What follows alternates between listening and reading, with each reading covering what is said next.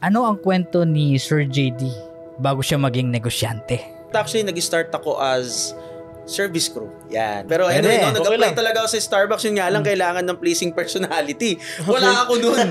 Trying ako kasi may kakilala ako nun na nagpapasubmit sa akin ng CV. Resume pa that time. Actually, hindi pa resume eh. Biodata. Yeah. Yan yung binibili mo sa tindahan. Tindahan pa. Susulat. Pangit na sulat ko. Parang dun pa lang, wala nang personality check. Parang, ano ba itong ano na to? So, dun. Then, along the way, sa Commonwealth, naglalakad ako nun. Dun, merong dealer dun sa Commonwealth. Nakita ko parang kala mo networking yun that time Kasi earn as much as 100,000 naman. Sabi ko, puntahan ko kaya to, pasukin ko kaya. Nag-apply ako. Tinanong ako nun ng one question. This is ano. The one question na tinanong niya sa akin. Sabi niya sa akin, sell me this pen. Kinuha ko lang yung ballpen niya. Then sabi ko sa kanya, sulat mo sir, pangalan mo ko. Wala akong ballpen. Sabi ko, sir, kailangan mo na to. Wala akong alam sa sasakyan nun. Kasi ahente na sa kotse yun dealership. Wala ako, ang alam ko lang, tambucho, manibela, sasakyan.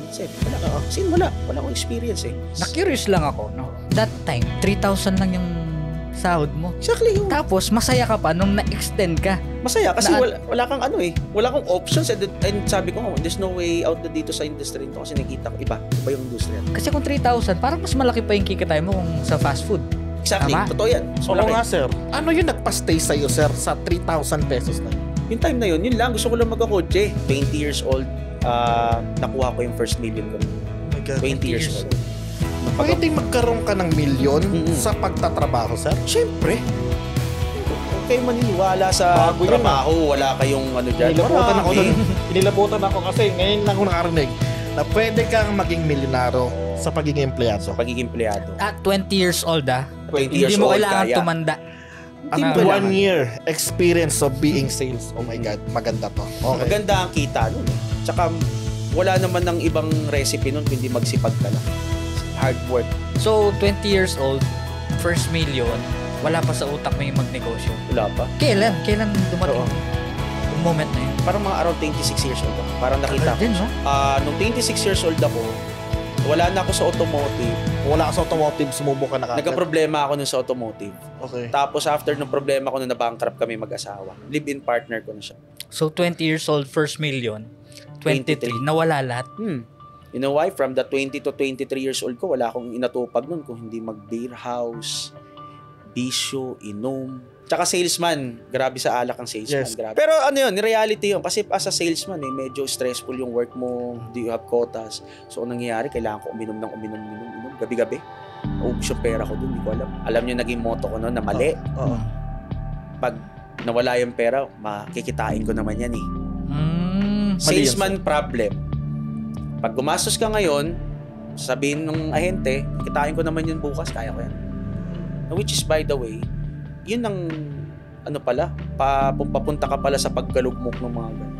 Diretso tayo sa, paano mo na-build itong company mo ngayon? Connecting the dots. Yes. Okay. That's the biggest thing. All of the shit experience ko, Yeah. all of the problems, all of the bankrupt, lahat ng yan, lahat connecting the dots yan. And all of the positive experience. So, nung na-establish mo na si Vanguard, may problems pa ba na dumadating? Tommy. Ano yung pinakamalaking problem na... Ako. Sarili mo, sir.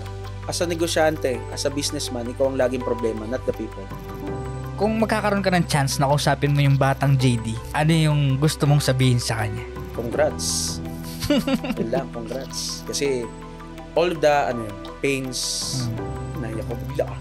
Challenge, hirap, grabe. Isipin mo, nagtitiwala sa akin. Walang pleasing personality, walang pera. Tapos biglang tinatawanan ako namin natatawa sa akin. Kilala ko yung mga, at until now, yung mga tao na yun. Sila na rin nagtatanong, paano ko nagawa? So always been the answer ko, hindi ako yan. So always loving si God. Siya lagi talaga, siya ang reason, hindi ako. Hirap Sino mong kakala na sobrang down na down kami? Biglang ilang years, bigla ka may business, biglang meron ako ng mga pangarap ko. Naisip mo ba yung maliit na JD ba, sir? Naisip na vision mo ba yun na magiging ganyan ka? Actually, yung pangarap is pangarap. So, mula bata ka pa lang, alam mo naman mangangarap ka na. So, alam mo na in the end of the day. Pero hindi mo lang alam kung kailan. Pero hindi pa pwedeng mangarap ka lang. Correct. Trabahuin mo yung pangarap mo, syempre. Di ba, mamaya, pangarap ka ng pangarap, so ganyan. Alam mo, nangyayari dun sa pangarap mo. Tinrabaho din mo. There's no secret recipe sa buhay.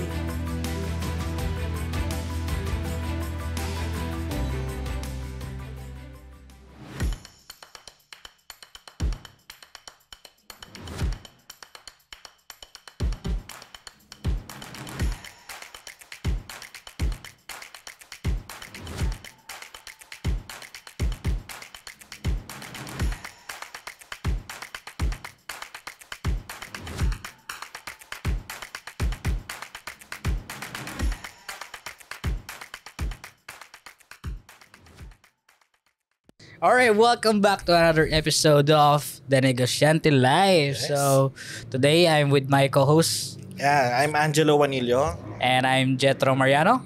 So, today is a special episode kasi meron tayong guest. Siya lang naman ang CEO ng Uni Vanguard Insurance Services. Wow. None other than Sir JD. Yes, ang pinakaunang import guest natin. Yan, Maraming salamat, sir, no? Thank you. Unang-una from Quezon City si sir na Oo, nagay ko siya. Layo. Oh my God. Nakikita ko na sobrang layo nung pinanggalingan niya. Pero sinadya pa rin tayo. Kasi sa akin sobrang precious ng time na itong taong to. Alam ko yung pakiramdam bilang, syempre, tayo bilang mga negosyante, precious yung oras natin. Pero binigyan tayo ng oras. Ngayon pa lang, sir, maraming salamat. Thank you, Sir Thank you JD. for having me here. Yon. So, without further ado, magtatanong na tayo.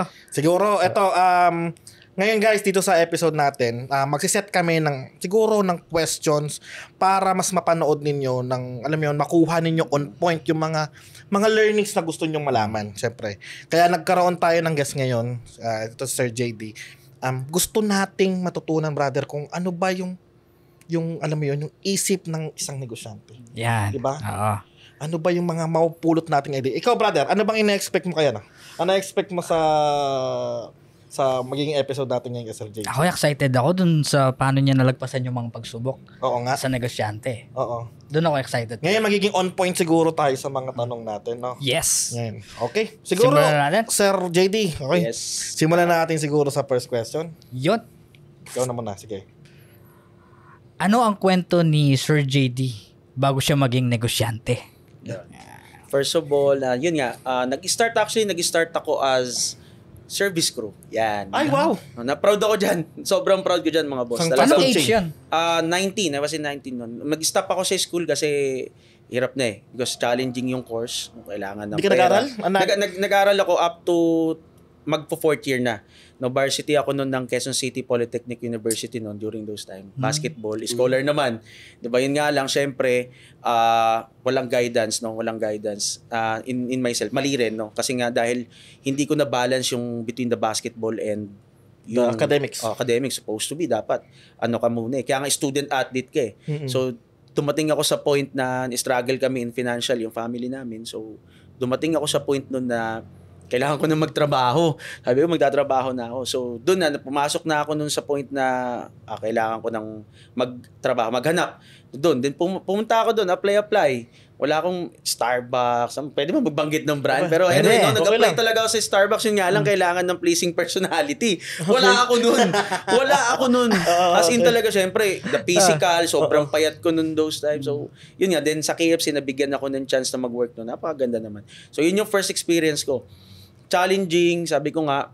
Sorry sir, interrupt lang kita. Ilang taong ka nung nag-service crew ka nun? 19 ako nun. 19 hanggang 19, saglit lang talaga ako nag-service crew nun. Parang around 6 months lang eh. Kasi nag-stop ako magpapasokan ng June eh. okay, natinuloy mo pala pag-aaral. Okay. Tapos, diretso na ako June up to December. Tapos, after nun, medyo na-stress ako nun ng time na yun sa KFC. Kasi nga, December, peak season eh. Pumasok ako ng peak season, sobrang daming tao. Grabe ang KFC. Anong area mo, sir, doon? SM Fairview. Yan, sa SM Fairview. Anong area mo doon? Nasa Bungad, yung dine-in. Kumbaga, buzzer ako gulong doon. talaga yung sir, no? Tapos, inikot naman kami. Napunta naman ako sa kitchen, naghugas ng pinggan. So, lahat naman yun doon. So, doon ko na tikman yung unang challenge talaga, yung hirap na kaya pala, no, yung mga mga magulang natin, ganun nila pinahalagan yung every ounce of the money. So hindi ko naintindihan nung nagbata pa ako. Naintindihan ko yun nung nag-start na ako magtrabaho dun, especially nung nasa KFC, kasi sipin mo, di ba, ang hirap eh. Pagod ka buong hanggang, minsan nag-extend ako kasi parang kumita din talaga. No, pinapayagan naman ng management, pero yun nga, lupay-pay ka na pagdating sa gabi. Sobrang hirap. And yun yung pinaka ko. Pero good thing na nandun ako sa KFC kasi na-realize ko na yung buhay that time eh. At the age of 19, na-realize ko na yung reality that hindi pala ganun kadali. Nung kala ko paglabas ko masaya na ako kasi wala nang guidance yung magulang ko eh. Parang sige, bahala ka na. Anong gusto mong gawin? So that's the time na parang this is not life na akala ko pag may pera ka eh okay. Hindi siya ganun. So after 19, after noon, service crew, nagtambay na naman ako. Okay. Hirap. From January 2013 up to March 2013. Yun talaga. Tambay basketball na naman. Balik ko kasi I'm looking passion forward. Talaga yun Passion. So I'm looking forward again to go back dun sa basketball. Pero wala na eh. Parang na siya. Nag-decrease na. Marami nang magagaling. So yung training, wala na akong training. So doon ko na-realize na wala na. Ito na yung endpoint talaga nung career na yon. Kasi tinitingnan ko pa baka may chance na makabalik sa school again. So doon na. Then nag-a-apply ako, naghahanap ako. Starbucks na. Trying ako kasi may kakilala ako noon na papasubmit sa akin ng CV. Resume pa that time. Actually, hindi pa resume eh. Biodata. Yeah. Yan yung binibili mo sa tindahan. Tindahan pa. Ang pangit ng sulat ko. Parang dun pa lang, wala nang personality check. Parang, ano ba itong na to? Di pa, tas lalagyan mo ng 1 by 1 na picture. Diba? Yun. Sasubmit ko nun. Lahat ng Starbucks nun sa Fairview area. Pandikit mo ng kanin, no? Nakailang tindahan ka ng submit ng biodata? Actually, may isang tindahan lang nun talaga dun sa amin, pero ang dami. Ang dami kong sinasubmitan dun kasi iba-iba eh. Mayroon akong sinasubmit, may Chowking pa. Chowking, apply ako. Tapos, yun Starbucks. More on, ko si Starbucks nung kasi gustong-gusto ko yung maging, barista? Alam mo yung barista. Hindi ko alam na may skills pa na requirements doon. Nakala ko, pasok ka lang doon, yun na yun. Hindi pala. May skills. So, sabi ko, baka wala rin naman akong pleasing personality. So, okay na ako dito. So, doon. Then, along the way, sa Commonwealth, naglalakad ako noon. Doon, merong dealer doon sa Commonwealth. Nakita ko parang, kala mo networking yun that time eh. Kasi earn as much as 100,000 naman. Sabi ko, baka ito na yung... 2013 yan. Yan yung kabataan ko pa talaga. Yan yung time na marami talagang mga na-experience sa 2013 na yan. Yan yung maraming, ang tawag dito, yung mga pyramid scheme. Yes, exactly. Oo. Panahon na yan. Na-networking nga ako during the time na nandun na ako. Anyway, going back. Nandun ako noon, nakita ko siya, nakapaskila, laki. Sabi ko, puntahan ko kaya to, pasukin ko kaya. Nag-apply ako. Doon, naawa sa akin yung HR, pinatuloy ako sa GM, tinanong ako noon ng one question. This is the one question na tinanong niya sa akin. Sabi niya sa akin, sell me this pen. Totoo yun, sir? Reality. Talagang hindi ko alam din na may ganun connotation pa noon that time kasi late din, medyo na-imagine ko na yung pala yun. Sinabi ko lang, kinuha ko lang yung ballpen niya. Then sabi ko sa kanya, sulat mo sir, pangalan mo po. Wala akong ballpen. Sabi ko, sir, kailangan mo na to. Wala akong alam sa sasakyan nun kasi ahente sa kotse yun dealership. Ang alam ko lang, tambutso, manibela, sasakyan, wala. Kasi wala akong experience Bata ka pa isipin mo, from service crew to doon, na medyo yung level of professionalism is different. Di ba? Talagang iba. Yun. So, wala akong idea. Kasi, ang ina-apply mo ito, sir, ay... ahente ng kotse. Okay. Ahente medyo ako ng talagang professional lang kailangan. Medyo iba yung galawan. Kasi sa service crew, talagang ang way naman, patibayan naman ng loob, patibayan ng katawan. Taga-pasipagan. Dito, gagana na yung utak mo, the way ka magsalita, lahat and everything. So, medyo ibang dimension para sa akin. Personality mo, pananamit mo, babaguhin mo lahat yan. Oo, kasi nung na-service crew, kaya ko Dahil yung katawan ko, from athlete to doon, kaya ko yan. Panis yun. Wala sa akin yun. Pero galing Ang galing nung sagot niya. Ako, hindi ko maiisip nun dati. Yung kukunin mo yung ballpen niya, tapos kailangan mo ng ballpen. So, parang meron na sa'yo na parang salesman ka talaga. Wala pa nung that time Wala pa. Kasi hindi ko nga ma-imagine na salesman ako dahil itsura ko nun Napakapayat ko. Pag nakita niyo pictures ko, napakapayat ko nun. Wala. Tsaka mahiyain ako sa tao nun. Mahihain ako. So, Ngayon sir, paano ka natanggap dito sa... dahil doon, sa question na yun, sabi nung GM, sige, kukunin kita. Pag bibigyan lang kita ng 3 months, ang allowance that time is 3,000 pesos. Per month? Walang basic pay yun? Walang basic pay ang sales. Totoo? 3,000 pesos that A time. month? A month. Late nun. Isipin mo, paano ako mabubuhay doon. Isipin yun. Tapos bumabiyahe ka sir, from bahay mo, nagko-commute ka Yes, hanggang doon sa Commonwealth. hanggang Commonwealth. So, FX pa naman nun eh. May FX pa. Medyo Oo, may FX pa. goods pa yun. From Almar to Commonwealth. Okay. So, around 35 pesos. But, yun nga, may internet pa ako kasi nagpakabit ako dahil kailangan ko eh. So, hindi ko alam kung paano iba-budget yung 3,000 that time. Magti 3 months na ako nun, wala pa akong benta. What? Ngayon sir, Matatanggal ka na sa trabaho. matatanggal ka na niya. Malapit na, kick out na kayo. Kick out Malapit na, na eh. oo. Yung pakiramdam ko nun, sabi ko, ano ba itong gagawin ko dito? Parang tama ba yung decision ko sa buhay? So, feeling ko, from failure to failure to failure to failure every time. So, hindi ko pa nare-realize those time kung ano yung, bakit ganun yung nangyayari. Wala akong idea. Then, miracle happens. Nakabenta ako isa. Na-recruit pa ako sa networking nung binabentahan ko na yun kasi networking sila eh. Pero good thing kasi dami kong natutunan dun sa taong yun. Sa networking na yun. Okay. Pwede ba ako magbanggit ng pangalan? Sige, Pwede oo. si Sir J. Ocampo, magaling yun. Sa Anong company? Parang upline mo siya, ganyan. Actually, hindi siya apply para sa director type dun eh. Ganon? Na binenta niya ako ng sasakyan. Wait sir, paano mo to nakilala? Ano yung walk-in ba to si... Si father ko nun, security guard sa Ford. So in front of Hyundai ng Commonwealth pati ng Nissan. Tabi-tabi kasi yan eh. Oh, may Ford doon, di ba? May kita nyo. Security guard siya doon. Inalok lang niya, yung anak ko nasa kabila eh. Baka gusto mo. Tumawid.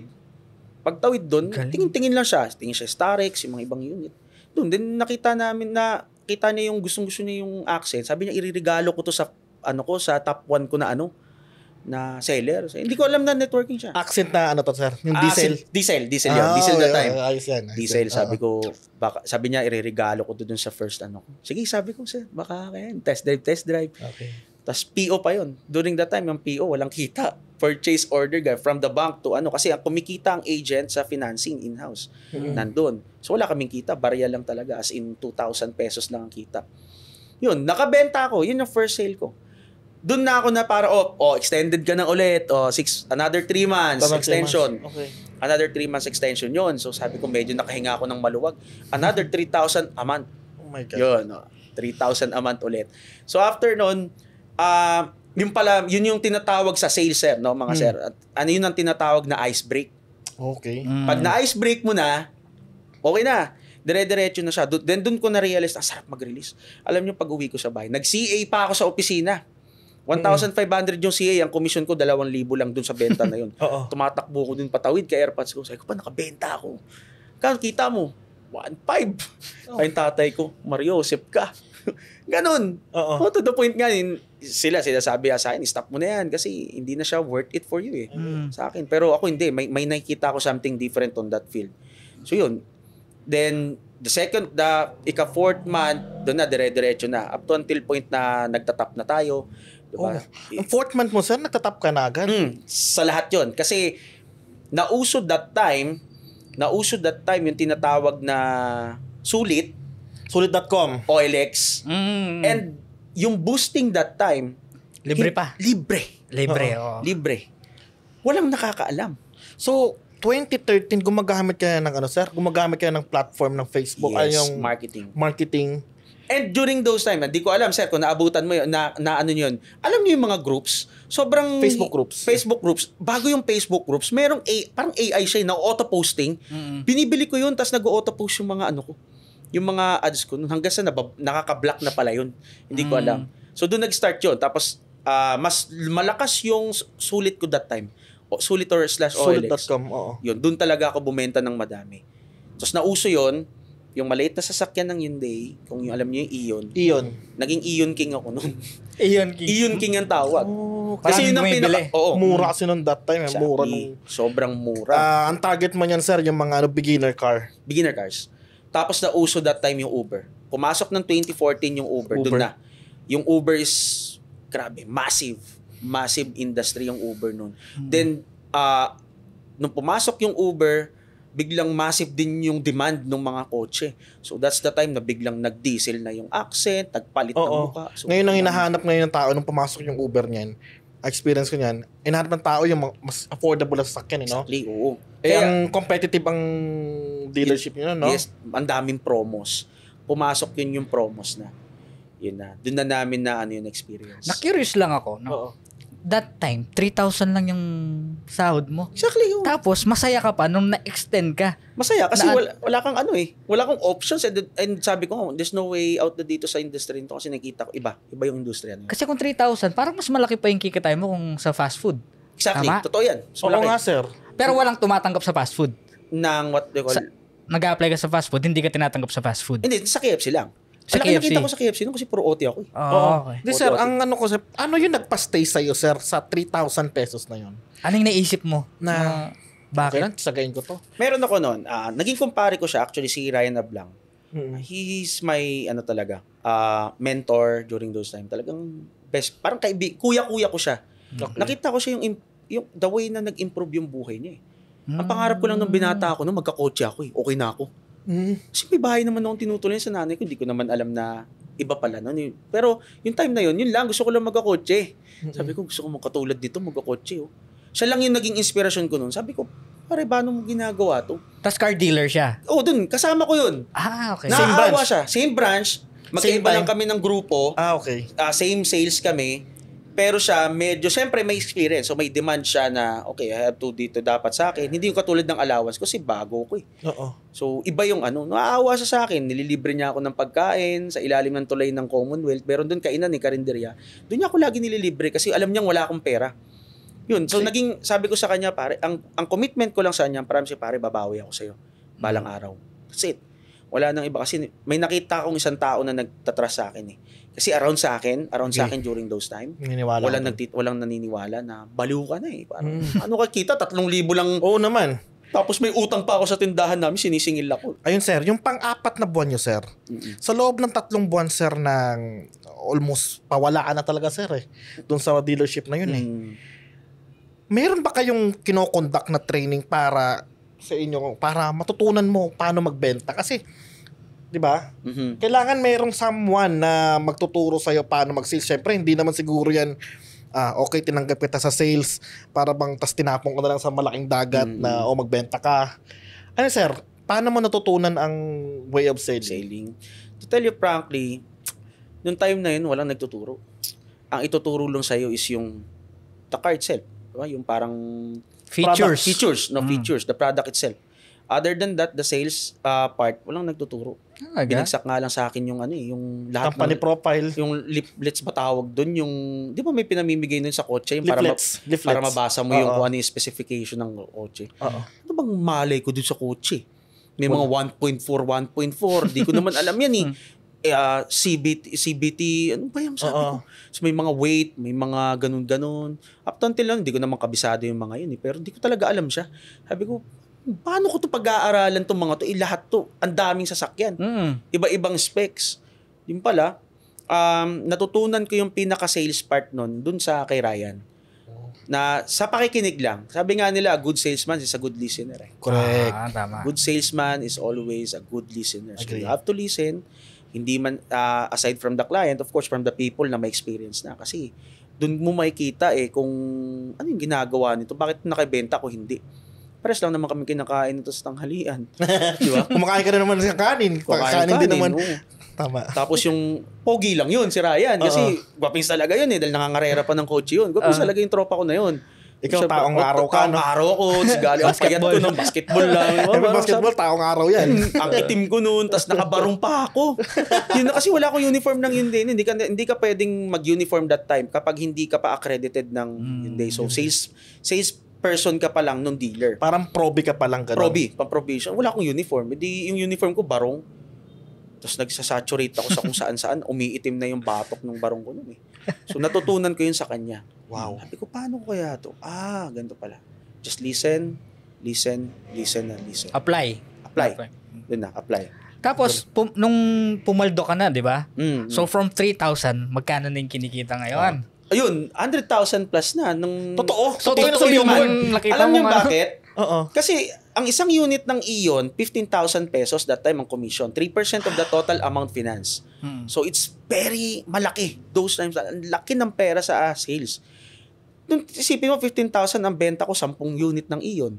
O multiply nyo na yung 15 Oh my times God. 10. Plus, aside from 15 na sales incentive during those time, meron pang parang around 1,000 pesos na unit commission na galing planta. Oo. So, may 15,000 na din ako. So, yun ang kinikita ko. Sabi ko nga, ayoko na mag-regular kasi araw-araw yung in. Pag 3,000 kasi, pag in mo, tsuk, bahala ka na. Explore ka na. Grabe, no? Alis-alis ka So, dito nyo napatunayan yung nasa billboard. Tanda mo. Totoo Yung yan. nasa billboard ay totoo. So, hindi pala lahat ng nandoon sa mga advertisement ay, Scam. Scam, oo. Kasi, pero yun nga, sa'yo nasabi ko nga, marami akong kasabayan nun na ligwak agad eh. Tanggal, alis talaga. Kasi hindi nila alam paano gagawin eh. Pero yun nga, kailangan mo lang ng pasensya sa lahat ng ginagawa mo. Doon ko nakita yung pasensya. Wala akong pasensya nun eh. Mainitin ulo. Up until doon yun, paminsan-minsan wala ako eh. Diba? Pero yun nga yung pasensya nun sa resulta ng ginagawa mo. Yun ang pinakamalaga. Kasi hindi naman kagad immediately 3 months meron ka ng result dyan eh. Diba? Tapos ang daming ingay sa paligid mo. Tigil mo na yan, tanggalin mo na yan, alis ka na dyan, So, paano i-handle mo yung mga yun? Ang hirap nun, sir. Nararamdaman ko, sir. Sakit Uwi sa ka ng bahay, sir. Pressure. To the point nga, sabi ng mother ko, mag-security card ka na nga. Huh? Kasi yun, may ka, doon, quick sure kita ka, sabi ng mother ko. Kasi, yung mga magulang naman natin, they will tell you yung mga ganung bagay kasi they do not see the results. Pero pag nakita naman nila along the way, mag-iiba. Pero those, wala talaga. Ano mo resulta ko nun? 3,000. Mangungutang pa ako sa kanyang pamasahe. Walang resulta nga yun. 3,000. Diba? Pero ang natsaga mo, sir. After 4 months, 5 months, doon siya nagulat siya. May savings na ako. Ma, deposit mo nga ito sa bangko ko. Ganon. Tapos ang commitment ko noon, after a year, yung promise ko doon kay Ryan, sabi ko, pare, 1 taon lang. Hintayin mo ako, may kotse na ako, tapos malilibre na kita. Granted. Tapad mo. Tatupad yun. So yung bang yung promise mo na yun yung nagpa-stay sa'yo dun sa kahit maraming mga Sobrang daming negative sa paligid. lahat, kahit nga yung mga dati kong ka-schoolmate, tinatawanan ako. Sinabihan pa nga ako noon na gawin kitang driver ko. Yan yung schoolmate ko noon, high school. Ginanon ako, ang dami. Siyempre mayabang ako noon that time. 'Di ba? May Varsity eh. Ba't mo gaganon? Yung yun yung natutunan ko yung competitive nature. Medyo mataas yung competitive nature ko nun. So, Tama. hindi ako patatalo sa mga bawat ganyan yung sa akin. Bahala kayo dyan. Tingnan nyo na lang to. Ganun ako lagi. Tingnan mo nakatulong sa'yo yun? Yung pagiging competitive Grabe. nature? Starting from high school basketball, college basketball. Kasi wala kang ibang way at options is to kailangan galingan mo. Pagtawid ko ng trabaho, yung competitive nature ko dito, nai-adapt ko doon. So, Naniniwala ako dyan, sir, sa mo na yan, sa mindset mo na yan. Kasi, almost ganyan din ako eh. Kumbaga, ang tingin ko, kung kaya nila, hindi po pwedeng hindi ko kaya. Saki. Tama ba, sir? Galing Hindi pwede. Kasi yung utak ko nun dapat gayanin ko to. Pag hindi ko to kinaya, another failure. Pero hindi ako susuko. Gagawin ko to. Ganun ako. Tsaka maganda rin yung parang may model ka, na tinitingnan. Exactly. Kaya nitong taon to. Ang ginawa niya kasi, Brad, nakita ko si Sir Ryan niya. Hindi niya tinignan as competition eh. Hindi. Di ba? Tinignan niya para bilang, an inspiration na para bang magiging standard niya. Standard niya sa sarili niya na, okay, ganito pala ang tama. Kasi walang nagtuturo sa kanya. Wala. Di ba? Ang sales naman talaga, wala talagang exact na magtuturo sa'yo kung paano talaga ang dapat na sales. Tama. Yan ay talagang, alam mo yun, by experience kung ano talaga yung moment na yun. Iba-ibang sitwasyon kasi ang sales eh. Merong makakuha ka ng client dyan na approachable, merong makakuha ka dyan client na isang tanong, isang sagot. Di ba? Ngayon, sir, siguro sa pagiging sales mo sa ganon, sa loob, ilang taong ka, sir, nag-sales ng ahente? Hanggang ngayon. Talaga? Ikaw, sir, Ahente ka sigurado, pa rin. sir, sa bilang ahente or sales ka, kaya man mag-profile ng tao kung bibili o hindi. Pagkita mo pa lang, pagpasok or pagsalita pa lang. Profiling. May kita mo na. Oh. Tsaka pag nakausap mo na, first pa lang, parang alam mo nang, ito, pabili to, ito hindi. So, Alam mo, in-hit siya na. Yes, legit. mapa-funnel mo na kung tawagin sa sales, na mapa-funnel mo na yung mga tao. Ganun siya. So, yung kumikita ka na ng mga 100,000 per month, ano na yung nasa isip mo ngayon? Doon mo na ba naisip magnegosyo or magstay sa Wala pa. employment? Wala pa. Kasi nga bata ako nun, around 20 years old, nakuha ko yung first million ko nun. Oh my God. 20 years old. Nung Pwedeng magkaroon ka ng milyon Mm-mm. sa pagtatrabaho, sir? Siyempre. Kung kayo maniniwala sa Bago yun, trabaho, wala kayong ano dyan. Hinilabutan ako Marami. dun. Hinilabutan ako kasi ngayon lang ako nakarinig na pwede kang maging milyonaryo Oo. sa pagiging empleyado. Pagiging empleyado. At 20 years old 20 Hindi years mo old, kailangan kaya. tumanda. At Hindi mo 1 kailangan. year experience of being sales. Oh my God, maganda to. Okay. Maganda ang kita nun eh. Tsaka wala naman ng ibang recipe nun kundi magsipag ka lang. Hard work. Sabi ko nga lagi ang favorite motto ko nga nung that time. Sabi ko hard work beats talent. Sinabi sa akin yan ng Captain Bull ko nun sa college eh. Tamad ako mag-training nun eh. Parang panaka din. Dahil nga, ano ka eh, may May mood. habang eh. May mood eh. Alam mo, sabi niya sa akin, no? Ulbe, hard work beats talent. When talent fails to work hard. Kahit anong galing mo, hindi ka hindi ka nagsisipag, wala kang hard work, walang kwenta yan. Sabi niya. Yun yung in-apply ko nun.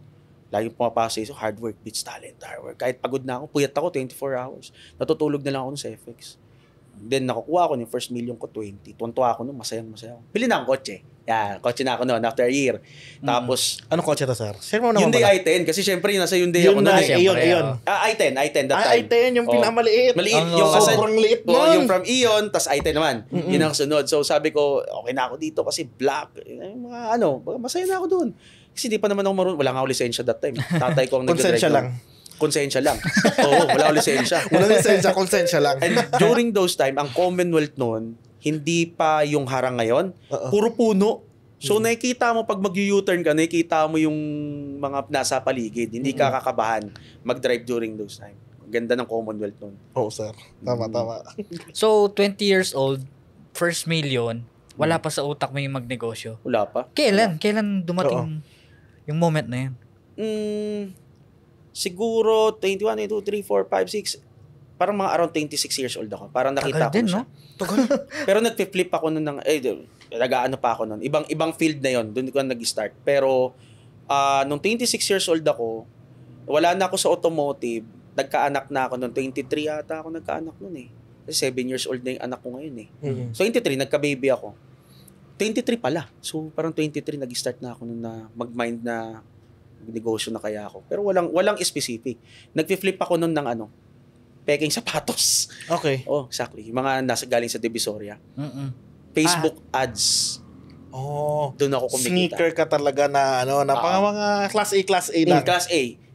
Ang ganda naman nung Class A noon. Alam mo, may kita mo yun eh. Parang Correct. halos the same with the pinag-aaralan ko. Ano ba tong OEM with the difference this blah blah blah. Kasi nga nasa sales ako eh. So I have to study yung binibenta ko para ma-market ko siya ng maayos. Oo. Sapatos nun, kumikita ako ng around nasa 1,500 to 2,000. Yan. Isang pair. Isang pair. Wow. Laki din. Malaki yun. Knock off pa yun that time. Ano, sir? Transition biglang Kung wala ka sa automotive, sumubok ka na kagad. Nagka-problema ako nun sa automotive. Okay. Tapos after ng problema ko nun, na-bankrupt kami mag-asawa. Live-in partner ko na siya. Nabuntis ko siya noon, Oo. yung asawa ko ngayon.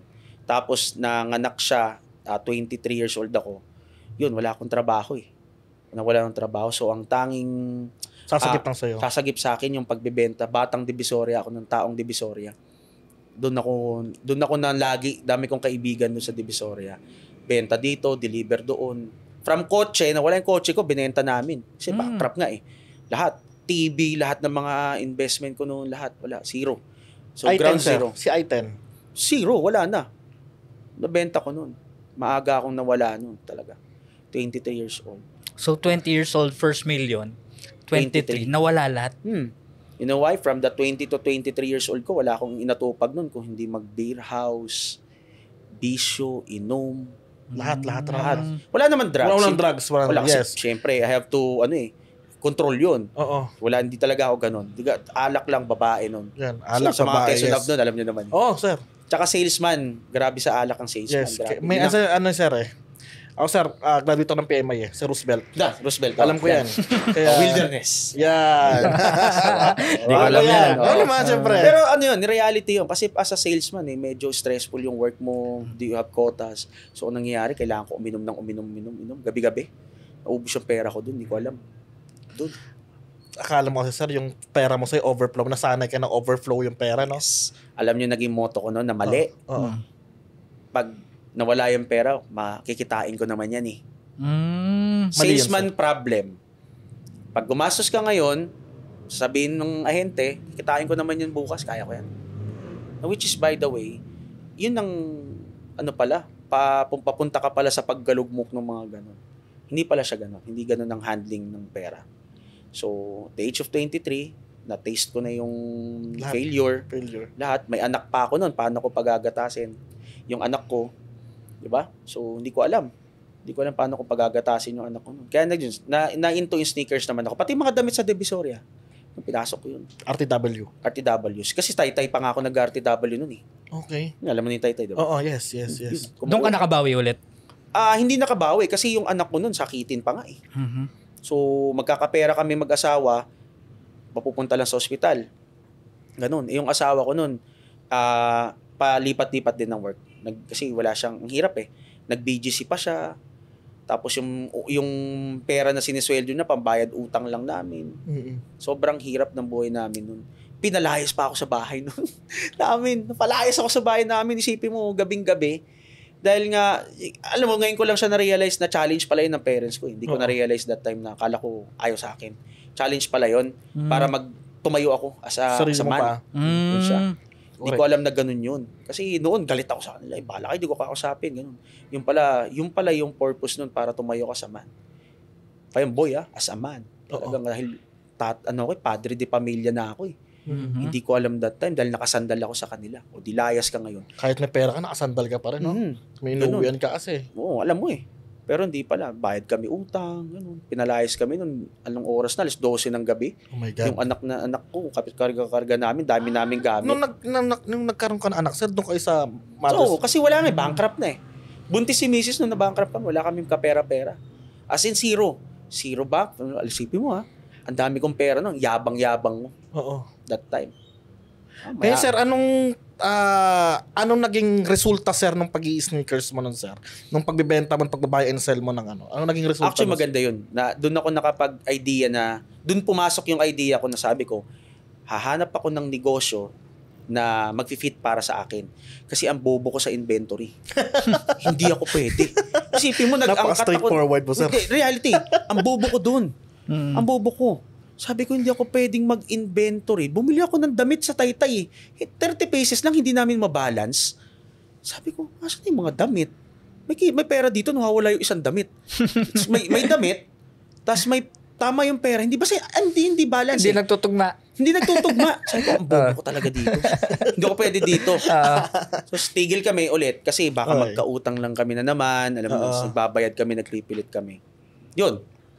Doon na, into real estate naman na.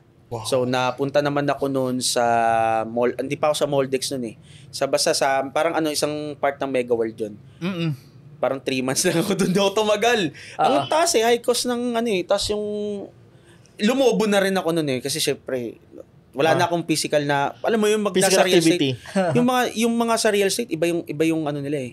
Iba kasi sir, yung binibenta kasi noon, sir, hindi na naman 500,000, 700,000, milyonan talaga. Milyon ang bentahan. So, kailangan yung physical attributes, parang dapat pogi ka doon eh. Wala akong ganun doon. Lubo-lubo na ako noon eh. So, parang wala na akong tiwala sa sarili ko noon na humarap noon that time. Sabi ko, hindi ko alam paano to. 3 months. After 3 months, yung pinsan ni Mrs. nasa Moldex. Real estate din yun, pero sila yung gumagawa ng mga tubo. Nasa Moldex. Ayun, nakapasok ako doon sa Moldex. Doon ako nakabenta. Ang ganda nung transition ko nun sa Moldex kasi yung boss ko dati, ay yung mga, parang same siya ng mga boss ko dati. The way sila parang nakaka-inspired sila. To be exact, nakasama ko magmotor ngayon yun eh. Sila Boss Merbs. Pati sila Boss Aaron. Moldex, sir, mga PVC pipes. Pero may real estate kami noon. May real estate yun. Nandun ako sa real estate. So sila Boss Merbs, Mizuse, yan sila Aaron Trinidad. Yung mga boss ko yan, nakasama ko magmotor ngayon yan. Ngayon, yung boss ko na yun, sila Boss Merbs, grabe yung inspirasyon ko doon. Iniyakan ko yan, Moldex. Yun ang first na, nagka-problema ako sa automotive. Yun ang first na company na iniyakan ko. Hindi yung mga iba. Yun. Kasi iba yung puso ko doon sa real estate eh. Pero kasi nag-open doors naman. Ito, 2018, 2019 na yan. Papalapit na tayo sa present. Papalapit na. Oo. So, medyo doon na nag-open door sa akin ng automotive ulit. Bumalik ako ng Nissan Quezon Ave. Bumalik ako sa Quezon Ave. Dahil doon sa boss ko, na kumpare ko, si Ivan Lu, inaya niya ako. So, yun, bumalik ako doon. Sales ulit. Tapos assistant niya ako. Nung GSM, General Sales Manager yung kumpare ko na yun. Tapos bumalik na ako doon. Doon na. Tapos after nun, pandemic. Pandemic hits. Walang automotive, walang real estate, wala lahat. Oh my God. Tama. Wala lahat. Even yung wife ko, ABS-CBN, biglang biglang nadali. Oo. 'Di ba? Pina-shutdown yun, sir. Shutdown. So, paano kami kukuha ng pera? Pag nakita niyo yung bahay namin, nangungupahan na kami nito pag nakita niyo yung bahay namin nun, yung CR namin, nasira na yung kisame. Sira yung kisame, umuulan, napapatakan ka. Hindi mo napapagawa. Hindi namin napapagawa. Nangungupahan na kami, hindi pa namin papagawa. Kahoy lang yung division. Kasi hindi siya, yung talaga, alam mo yung... Hindi siya presentable. Pero napuntahan ng mga boss ko yun. Pinuntahan ng mga boss ko. Nakita nila kung paano ako nagsimula. As pandemic hits. Ito na. Ouch na ako nun. Wala kaming naghihintay lang kami mag-asawa nun sa relief goods sa Quezon City. Yes, Sa Aguardiente kami nun ng Novaliches nung nakatira. Doon talaga. Tapos hinihintay namin kung paano magbibigay ayuda. Mag-iwan pa kayo ng upuan sa labas, no? O bakit? Totoo, di ba? Tapos may hotdog pagbalik mo. Oo. Hindi, wala nang hotdog. Mag-iwan ka lang.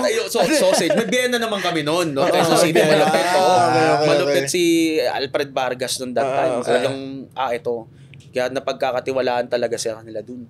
Okay. Kaya hindi naman ako botante. Pero syempre, kumbaga nakikita kung paano umak yung mga tao sa QC noon. Ang galing eh.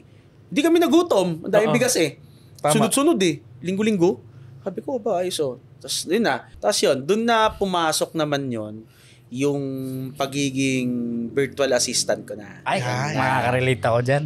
Virtual assistant. VA. Galing nung industriya na yun. Grabe.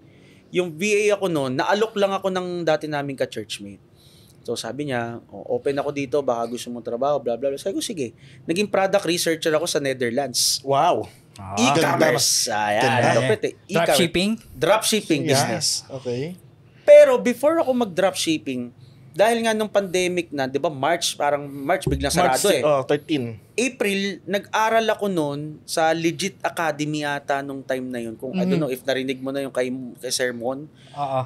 Basic Facebook ads. Okay. So sabi ko, ang mindset ko lang naman that time is to prepare myself kapag bumalik yung automotive, meron na akong mas deeper knowledge in terms of Facebook ads.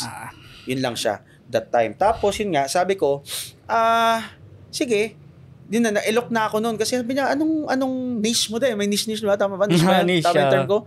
Niche, anong niche mo? Sabi ko, advertiser eh. Yun yung inaral ko. Sabi niya, hindi, kaya mo to. E-commerce to, halos the same lang. Hindi ko naman alam. So apply ako noon. Ang bobo ko sa English, mga boss. Yung CP mo, di ba, nagbebenta ako ng condo. Wala naman English doon eh. Tsaka kotse, sir. Kotse. Pilipino yung mga kliyente ko. Bigla ako nag-apply.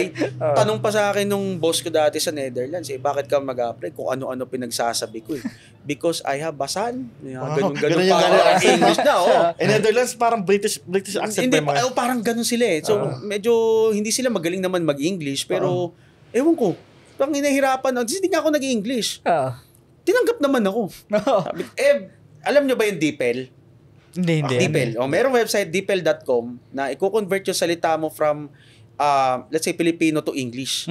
Yun yung kinaka-copy-paste ko, sinisend ko sa kanya kasi mas accurate yun rather than the Google Translate. So, nagkakaintindihan kami. Pag-chat. Pero pag meeting, yes, sir. Okay. No, sir. Okay. Wala akong partisipasyon nung time na yon sa explain this, what happened to this product. Sir, sabi ko, ano mo sasabihin ko dito? So, yun na. Hindi ko alam eh. Like, paano ko ba itong until such time na sinabi sa akin na asawa, kailangan mong aralin yan. Obligasyon mo yan kasi yan ang trabaho mo ngayon. Siya nasa ABS pa. Pero kitil na si ABS that time. Hinihintay na lang yung mga remaining nila. Tatrabaho siya nun sa ABS. Tapos, Yun na. Sir, magkano muna sahod mo dito? Siyempre. Sa BA, ano pa ako lang noon, parang $2 per hour pa lang, 8 hours. So, $16 per... Basta parang mga 20,000 in peso i-convert pag sumisweldo ko monthly. Kagandahan home base. Work from home. Work from home. Oo, kasi Pero pandemic gamit mo to, lahat. Meron akong... Ang ginawa ko no, may PS4 ako na isinwap ko doon sa PC na i5. Yung ginawa ko kasi sabi ko magtatrabaho. Ang unang target talaga namin na magtrabaho sa bahay ang asawa ko. Pero hindi na tuloy ako yung nauna. May PC existing. Yung ginamit ko. So yun yung ginamit ko. Up until now nga, nasa opisina pa yun. Ayaw ko alisin kasi legendary na yun sa akin yung PC na yun. Kasi mahalaga yun, may sentimental value sa akin. So yun, BA, natutunan ko naman mag-English kahit papano, naririnig. Siguro dahil din sa industry, no? Kada may makakausap ka, obligado ka talaga eh. I-adapt. So, na-adapt mo rin. So kahit papaano, natututunan, naintindihan naman ako ng mga kausap ko. Nagkaroon na ako ng client noon after Netherlands sa US. Sa US client, advertising din yon. Pero mas nakilala ko sa Netherlands noon na product researcher. Meron akong kaibigan noon si Veli. Yun. Siya ang nagturo sa akin ng the whole product research noon. Talagang siya. Lahat, the techniques and everything, the tools that we are using, lahat, as in. Even yung ads library dati, binibira ko yan para lang makahanap sa ads library. Even the competitors eh. Until now, ginagawa. Yes, oo. 2019, brother, parang naririnig ko sa isa, parang medyo malalim na yung pagkakaintindi mo sa Facebook advertising. Dahil nga sa kanila, sa BA. Ang galing ng BA eh. Yung time na yun kasi, hindi pa masyadong putok ang Facebook ads sa Pilipinas. Hindi. Ang alam pala ng tao talaga dito, boost. Yun lang, ganun lang. Boost. Eh diba, that time, nauso yung e-commerce. People are confused kung paano nila i-connect yung Facebook ads on the Shopee ads, Shopee ano. So meron mga, hindi ko alam kung URL ba yun. Hindi ko alam eh. Basta paano nila nakukonek yun. So there are experts on doon. Kasi ako talaga, nag-focus ako expert. The automotive. So, malay ko ba dyan sa e-commerce? Hindi ko alam yan. So may kaibigan ako na taga Pampanga, yun ang master niya na naging business partner ko rin. Kikwento ko. Paano ko siya naging business partner, no? Si Jay Reyta. Nasa into ano siya, damit din. Sa damit din siya. So, doon ko siya nakilala. Kasi naging magkasama kami sa product research. Siya naman ng Facebook. Hindi kami pwedeng mag-away eh. Kasi pag nagtalo kami, yung Facebook, yung kalalabasan ng ads namin, hindi maganda. Kasi, pwede niya akong sisihin eh. Sabihin niya sa akin, pangit ng product mo. So, nagkakaroon kami ng collaboration both party. Doon, yumaman yung boss namin doon eh. Sa Netherlands. Yumaman siya doon talaga. Ang dami niyang pera. Tapos yun, after noon, Netherlands, US, nakilala na ako sa Netherlands sa product research. Ang sinisingil ko kumikita na ako per hour ng $20 noon. Wow, kasi ang daming maraming client. Ang gagawin ko lang naman, walang specific hours. Ang gagawin ko lang, I just need to produce 100 products na ilalagay ko sa kanila. Nakaka-produce ako 200 to 300 per day na product. So yun yung hinahati-hati ko, nire-rumble ko yung mga ano. Tapos ako, within specific hours, nakapag-Jollibee kami ng anak ko, naglalaro kami, nakapag-skateboard siya, natuturo, ganun. So malawag yung oras ko that time. Tapos yun na, after ko nang mag-VA, biglang nag-open ng industry ulit. Biglang nag-open. 2021? 20, hindi, actually nasa 2019 yun eh. Okay, tama. Tapos 1920 ng March to September, parang close ata tayo. Pagdating ng October, nag-open ulit yung automotive. Medyo maluwag na. Maluwag na. Nakabalik ako ngayon. So nawala ako sa BA. Hindi ako nagpo-focus on the VA side na. Kasi yung puso ko nasa automotive eh. So, isang buwan lang tumagal.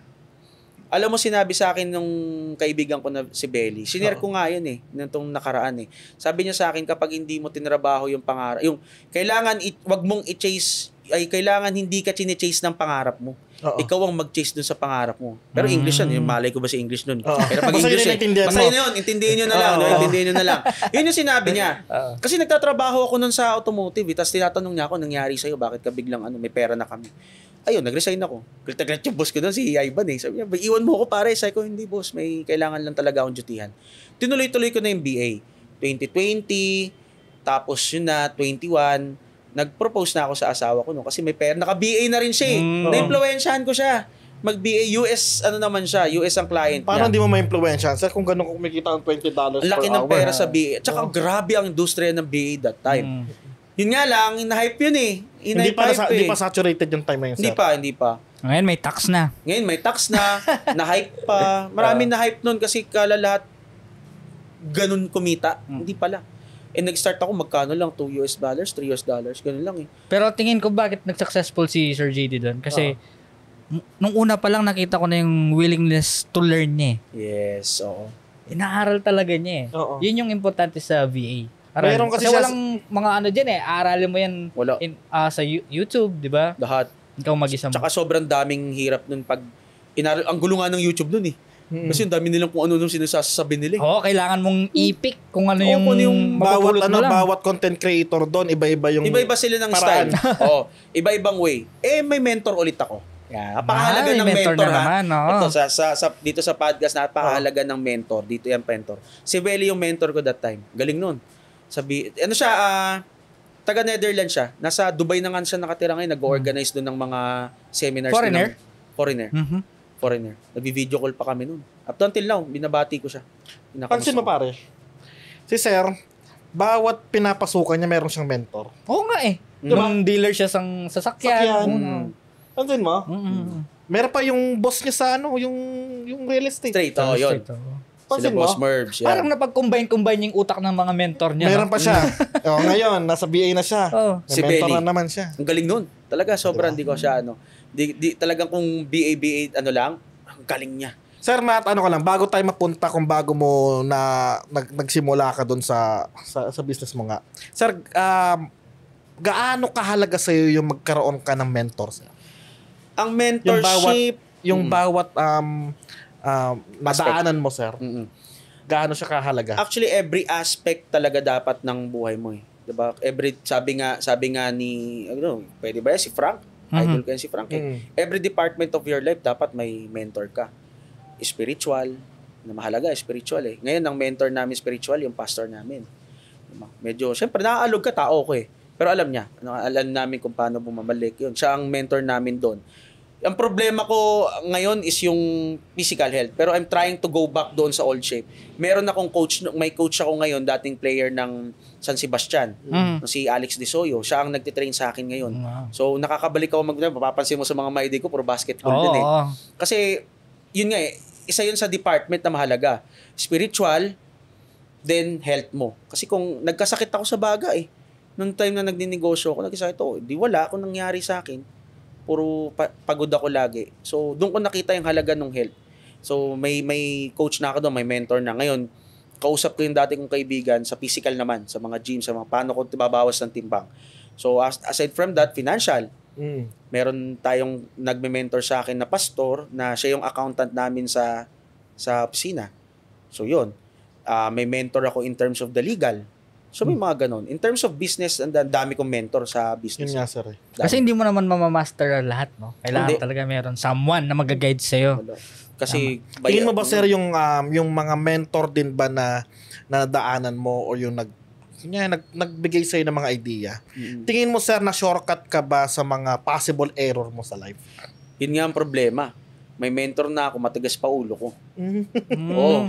Okay. Nag-start ako kasi I just want to feel ko paano nangyayari. Yung curiosity ko, minsan kabaliwan eh. Curious ka mag-fail? Curious ako mag-fail. Talagang, ano ba to? Bakit? Baka naman, ito yung principle ko. Baka naman may other way kaya hindi nila ginawa. So that's my curiosity. Sabi ko, baka naman hindi nyo nagawa tong part na to. Mag-e-end up pa rin naman sa failure yun eh. Mag-e-end up pa rin sa problema. And it's another mentor experience. And it's another, yes. Yung experience na yun yung pinakamahalaga. And it's very expensive experience. Mahal nga lang yung bayad mo dun sa mentor na yun. Mahal matuto. Mahal matuto. Tapos sasabihin na lang sa'yo talaga ng mga mentors ko, yan, tigas kasi ng ulo mo eh. Sabi ko, just want to feel. Just want to experience. Nagsisi ka ba dun, sir? Hindi. Doon ako na-build yung personality ko to face yung mga ano. Hindi naman 100% kasi ngayon medyo pag may problema, may nervous pa rin naman eh. Tao ko eh. Hindi naman ako yung matapang everyday. 'Di ba? Pag may problema, may nervous ako, may ano ko. So, doon na mag-a-appear yung mga aspect in life ko, yun na yung mga department ko. chat ko na dyan yung pastor ko, pas, baka please pray for me. Tapos chat ko na dyan yung financial coach ko, doon na, yung lawyer ko. So, meron na akong ganun. Okay, ganito gawin mo, itong step, okay. Tapos yung the last mentor ko, ang pinakamahalagang mentor ko, tatay ko. Yun. Kasi hindi ko nakikinig sa airpods ko. Si tatay ba, security guard pa rin ba? Hindi na. Boss amo, boss abos na. Nice. Nasa opisina, tsaka Sir Chip. Sir Chip. Tapos doon sa alaga ng apo. Yan, yan ang Yeah. paborito niya. Hindi nga inuuwi yung apo ko yung anak ko nandun. So, ganun siya. Siya yung mentor ko doon na minsan talaga kasi dahil alam mo yun, meron kaming hindi magandang relationship nung nag-start as bata. Hindi pala siya ganun. No? Meron palang Story, reason. may reason. Yung mga magulang may gut feeling na dapat, boy, wag yan. Especially sa mga pipiliin kong mentor. Sasabihin niya na, yan, manggugulang yan. Yung lalataong yan. Manggugulang yan. Nararamdaman na ng tatay ko yun ahead of time. Ganun siya katindi. Matigas nga ulo ko eh. Hindi nga ako ganun nakikinig that time. Tapos then, along the way, siya yung nakikita ko na, ito yung last mentor ko. Yan. Tingnan mo muna. Relax ka lang muna. Init na naman ng ulo mo. Ano gagawin mo? Para makapag-isip ka, you have to relax lang. Ganun yung tatay ko. Napakakalmado. Mas kalmado tatay ko kaysa nanay ko. Para bang mental mentor mo naman siya? Mental mentor and emotional mentor ko yun eh. Kasi parang syempre, magulang ko yun. At the end of the day, siya yung sasandalan ko. Correct. And nung una, kala ko wala eh. Kasi diba, hindi nga nila ako ginaguide nun in terms of financial during those time. Paano ko aalagaan? Bahala ka sa buhay mo. O di waldas-waldas ako. Nung bumagsak ako, dun na papasok siya. Papasok silang mga magulang. After nila pumasok, bahaya ka ulit. Pag may problema, andyan na naman sila. Hindi naman sila nawawala eh.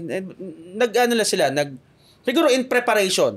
Hindi naman tayo, darating yung araw, mawawala yung mga magulang natin. Agree. Baka they are preparing me for that. Diretso tayo sa, paano mo na-build itong company mo ngayon? Connecting the dots. Yes. Okay. That's the biggest thing. All of the shit experience ko. Yeah. All of the problems. All of the bankrupt. Lahat ng yan. Lahat connecting the dots yan. And all of the positive experience. Isipin mo, how do I market Vanguard? Ang daming big player na broker sa industriya. Sobra, sir. Diba? Tapang mo naman, sir. Alam nyo ano? Connecting the dots. Kasi may experience ako sa marketing. Walang gumagawa ng vlogging dito. Walang takot humarap yung mga tao. Takot humarap yung mga may-ari ng kumpanya. Then I'll do it. Ako nagagawa nito. Bahala kayo dyan. Ako yung... Proud kami sabihin na si Vanguard yung kauna-unahang insurance company, broker, na may information na vlog ang ginamit. Yun ang nilaban namin.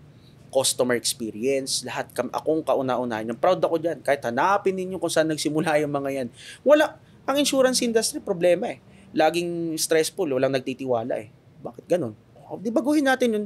So, saan ko nakuha yung lakas ng loob ko, no? Oo, sir, kasi nga, sir, ang dami, well, insurance kasi, sir, siyempre, may pera yan, sir, eh. Exactly. Money involved yan, sir, eh. Paano mo nakuha, alam mo yun, yung trust ng prospect customers mo para sa insurance mo? Experience nga. Experience talaga. Kasi may mga client kami, nagsisimula kami. Pag nakita niyo yung opisina namin nun sobrang liit, parang around 15 to 20 square meters lang. Wala pang harang. 3 empleyado lang ako nun. Isang nag-i-edit ng video, isang pangkalahatan. Siya na accounting, siya na lahat. Talagang year to, sir? nag-invest na siya sa ano. Oo, sir. Anong year to, sir, nung... 22, nagbukas kami, nag-formalize yung office ko noon. Kasi 21 to 22, nag-aahente na naman ulit ako ng kotse. Kasi may VA na ako, so may libre. Oo. Tapos 20 to 22, yun yung mga time na maluwag yung BA, nakakapag kami, lahat and everything. Nakapagbenta ulit ako ng second-hand cars, yung may mga dealers dyan, tapos doon makikibenta ako. Kasi may alam na ako sa Facebook ads eh. So i-ads ko yun, kumikita ako. So ganun siya. So apply ko na.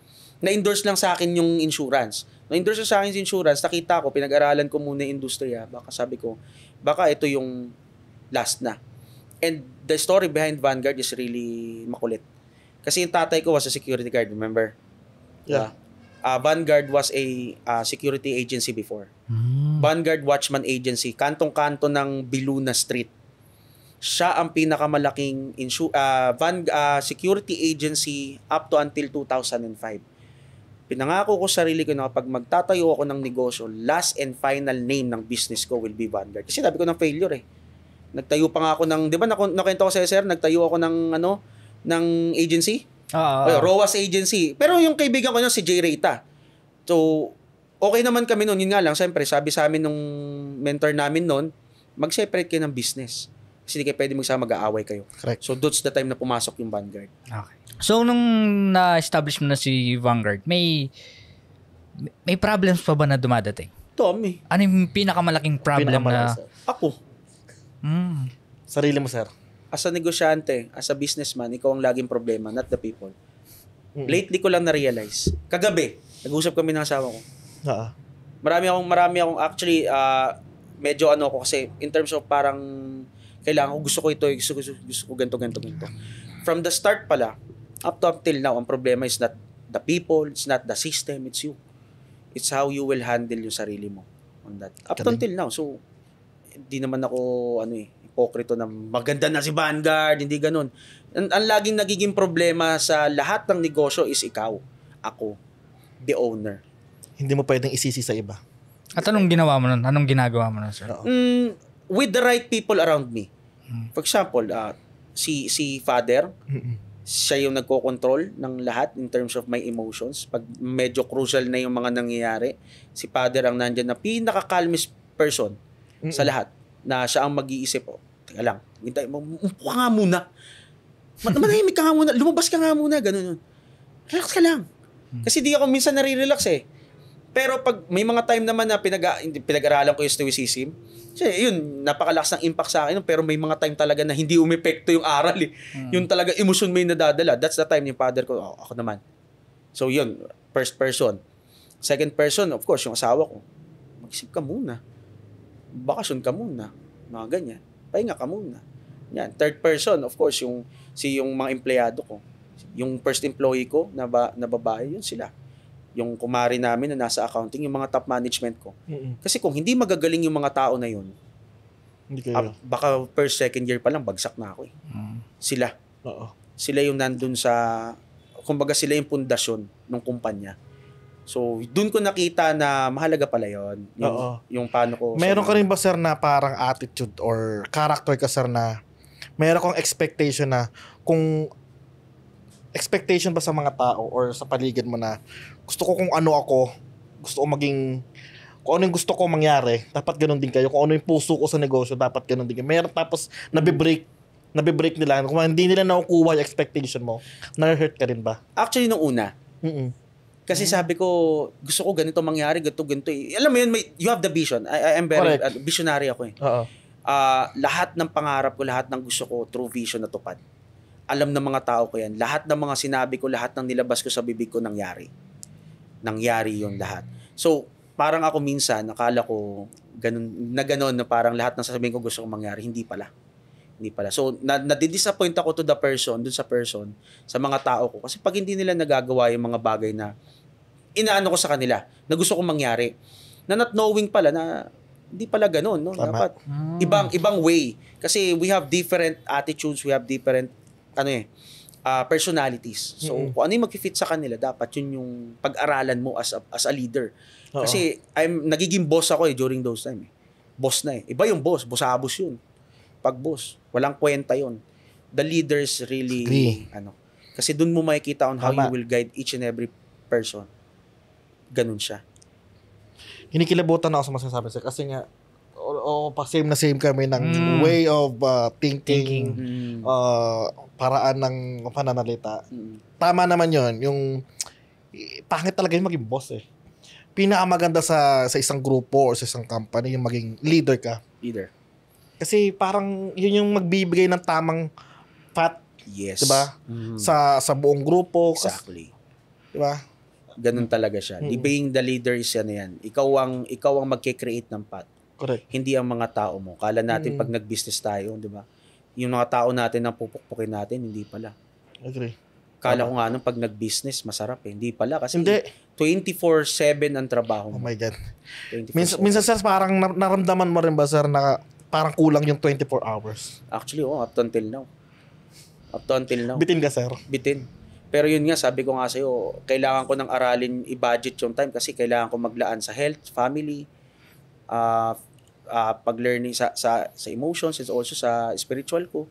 So, yung mga aspect na yun is very important. Agree. Ganda. And sa lahat ng mga na-experience mo, sir, ano yung moment na gusto mo na sumuko? Actually, lately nga lang yun eh. Talaga? Lately lang. Sariwa pa to. So, medyo talagang gusto ko nang bumigay. Dumating nga ako sa point na during the board meeting namin, sara na lang kaya natin to. Sobrang stress. No? Sobrang stress. But, dun mo makikita yung strength ng company if all of your people are standing. Nakikita mo sila kung dinidefend nila kung ano yung tama. Dun sa tama. Kasi, kala ko, ako lang yung sabi ko, feeling ko, ako lang dito. May mga ganun. Dumadating nga sa point na yun. Agree. Kasi tao nga tayo, sabi ko. May mga emotions tayo na uncontrollable.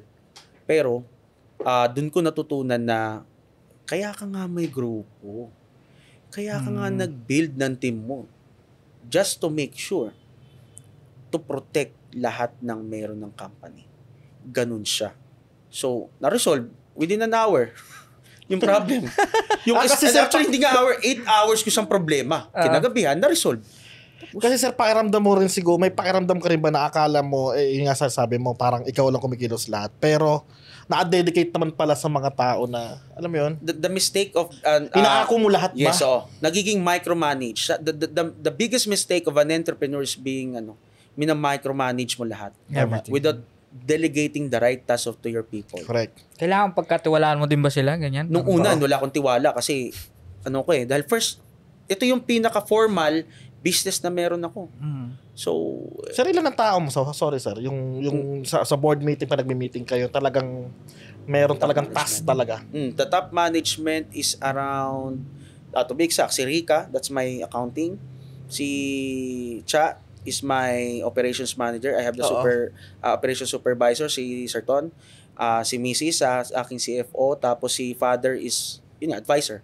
And kaming 5. Okay. 6 actually. 6 kami. Sir, anong masasabi mo doon sa mga ibang nagsisimula or nasa middle na ng pagninegosyo na huwag na tayo mag-hire ng tao, kung kaya mo naman, ikaw na lang. Yan ang pinaka-maling gawa ko nung una. Akala ko gastos siya. Tama. Pero hindi. Mas luluwag. Yung delegating the right sa mga tamang tao, tapos hiring the right people around you. Mali-leverage, tama. No, sabi ng asawa ko. Leverage. Nali-leverage. So, I have time para mag-leisure. Hindi siya. Tama. Tama, sir. Then, hindi ba siya gastos naging sir? Hindi. Akala ko nga nung una, gastos. Yun. Nung nagka-supervisor ko, alam nyo, kung wala akong supervisor ngayon sa opisina, hindi nyo ako may invite dito. Agree. Believe me, hindi. Tama. Kasi ako lang yung nandun lahat. Meron na eh. So, I have the time na para to check ano naman yung mga ibang pwedeng gawin to expand my business. So, ganun siya. Kasi as an entrepreneur, ang trabaho, parang game of wars to. Ang entrepreneurship. Game of wars. Meaning, kailangan ikaw yung king, you're delegating the task to all of your generals, then hayaan mo silang gumera doon sa dapat nilang girahin. You are just, if you napanood yung paboritong palabas, The Gladiator. Gladiator, yes, diba? yes. O naman, sir. Nasaan yung king? Nando sa dulo. He is just watching what is happening during the war. Diba? Pero ang executing, sino? Yung generals. I have the plans, trust them. Pinagkatiwalaan si Maximus. Diba? Pinagkatiwalaan ng king. So, ganun din tayo as an entrepreneur. Kailangan natin pagkatiwalaan. Yun yung dinidiscuss ko sa supervisor ko. Correct. You are my general. Meron pa sa isa tayong pinakamahalaga sigurong gampanin sa pagiging the king of the king ng kumpanya. Siguro, sir, yung pagkakaroon ng quick decision making. Gaano kahalaga yun sa'yo, sir? Actually, ang quick decision making is para sa small things. Hindi ka pwedeng mag-quick decision kapag bigger things na yan. Especially in terms of financial. Agree. Tama. Kasi pag mali na yan, mali yan. Kung wala yung asawa ko noon, na nagisimula kami, kat yung si Rika, silang dalawa kasi magkamari yan, ninang ng anak ko yun. Kung wala silang dalawa, bagsak na ako. Second year pa lang ng business ko, wala na. End game na kami, end point na kami. So, yung mga ganon, kailangan, yung quick decision making is for the small things. Tama, sir. Diba? Tama. Pero, the bigger, you have to decide it wisely. Mahirap mag-decide ng sobrang bilis. Tama. Masusunog ka dun. Oo. Ganon siya. Sa yung pagdidesisyon kasi, sir, kailangan pinag-aaralan talaga. Yes. With data. Yeah. Yun ang natutunan ko during Numbers. the time na BA ako. Numbers. Data. Kasi Yeah. 'di ba sa Facebook ads, pinag-uusapan namin during those time, ito yung result, ito yung ROAS, ito yung effect ito yung views, blah blah blah, ito yung product and everything. Ano yung result? You must have the data and the result. Yun lang. Data is everything. Yun kasi makapagsagutan lahat eh. Tama. May follow-up ako doon. Speaking of